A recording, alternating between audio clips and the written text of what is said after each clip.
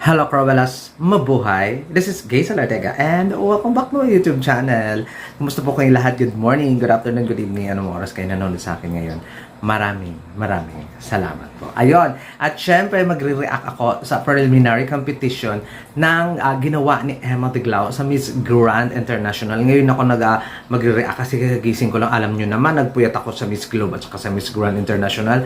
So ngayon lang ako magre-react. So ano nga ba ang aking masasabi sa preliminary competition at saka preliminary performance ni Mary Emma Tiglao. O, diba? Pero before anything else dyan, grabe.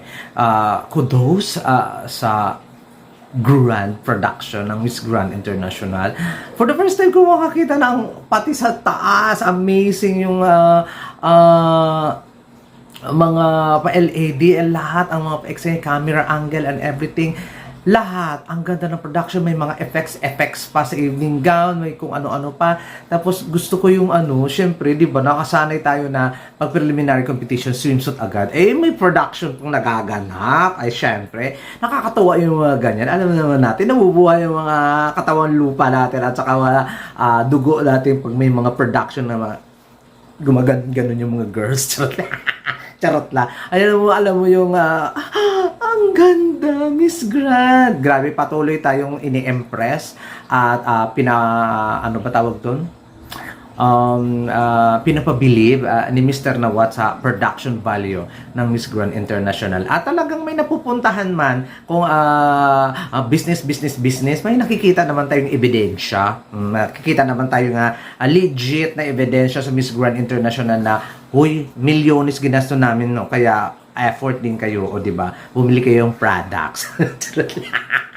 Ganon. So, ayun, kudos naman doon sa Miss Grand. Hindi ako hindi ako move on. Wala talaga makakabog sa inyo. Promise. Promise na promise. Ayun, dito naman tayo sa production performance muna ni Emma. Doon siya sa pinakadulo. Di ba? Eksena siya, di ba? Tapos may konti lang sila kasi siguro sila lang yung mga marunong sumayaw. Tapos nung umeksena, hindi naman lahat. Tapos umeksena, tapos gumit na siya. Di ba? Ang amazing! Ang galing. At obvious naman na pinili si Emma dahil isa sa mga magaling sumayaw at saka magaling minityaw sa pasarela. Kasi may mga pasarela exhibition, gustong-gusto ko yan. I love it, Mr. Nawad. Yung mga utak talaga natin medyo parihas. Charot lang. Ayun nga, di ba? Opinion ko doon sa swimsuit, ni Emma sa swimsuit performance niya muna tayo ng bonggang-bongga. Syempre, excited tayo na preliminary competition na tayo. So, kung opinion ko sa swimsuit performance niya, okay ako doon. Kasi, although na wala siyang binago from swimsuit performance niya doon sa swimsuit competition sa Wahin, ay may kakaiba. Gumanon siya ng at saka may dinagdag. Hindi naman hindi para sa akin kasi hindi yun holdback Kumbaga yun na talaga yung routine ni Emma ever since na nandito siya sa Pilipinas. Syempre, bago pumunta yung girls sa Miss Grand International, may prepare na siya na routine. Tapos nung sa swimsuit competition, ayun na talaga yung routine niya. At hindi pwedeng baguhin kasi yung routine. Kasi kung baguhin mo, baka mapano ka pa. Tapos dinagdagan lang na ng mga depende sa kanta. Siyempre, the song is amazing. Nakakaloka yung kanta. Amazing talaga. Very golden. Ang uso. So, when it comes sa routine, wala akong issue. Pulido din naman ng pasarela. Pasok sa banga. One of the top.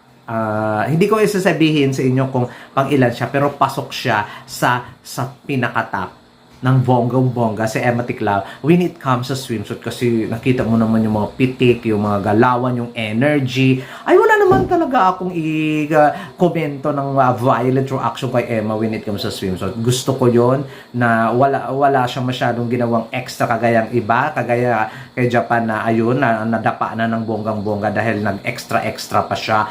Di ba? Kasi pag ganun ginawa ni Emma, baka mapahamak pa siya pag hindi niya ginawa yung routine na pinaghandaan niya talaga at kung ano ang nakasanayan na.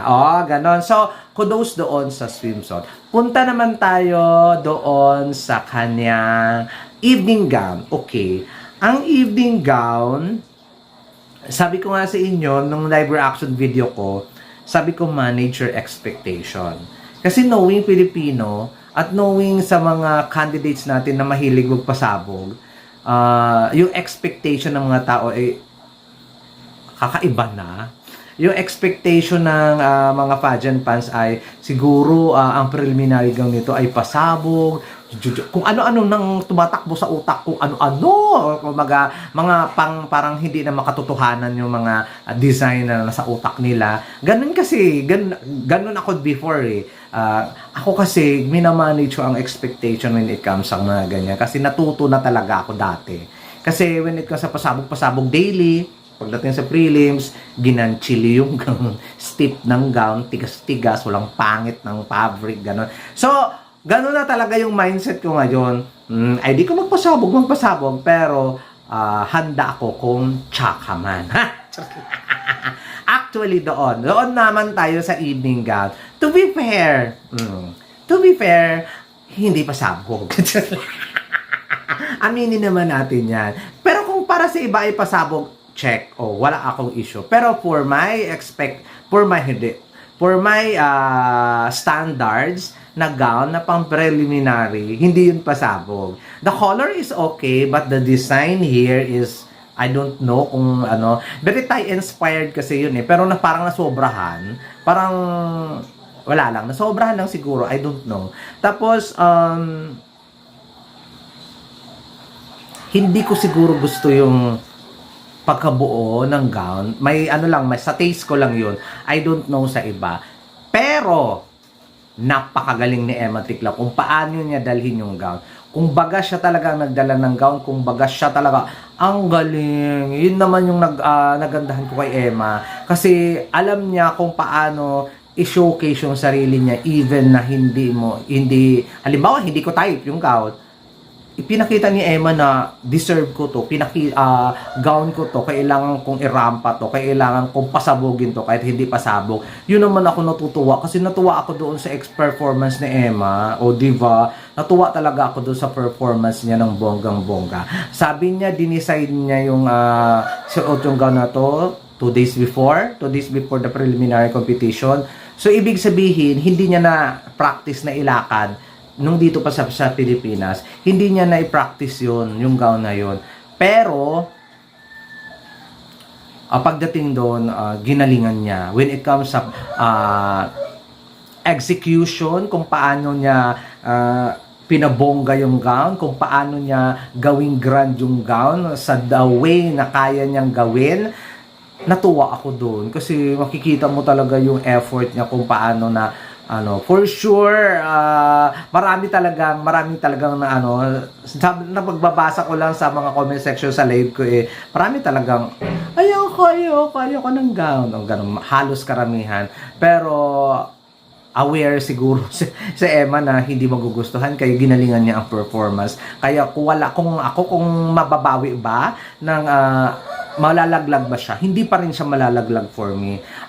Ginalingan naman niya it's not about the gown, it's the execution din naman. So kung makandahan pa ng gown, for sure hindi tayo aabot doon sa top, pero sa execution din naman ang bonggang-bongga na ibinigay naman ni Emma Mary Ticlaw. So abangan nyo ang aking final prediction kung sino ang Miss Grand International 2025 ko.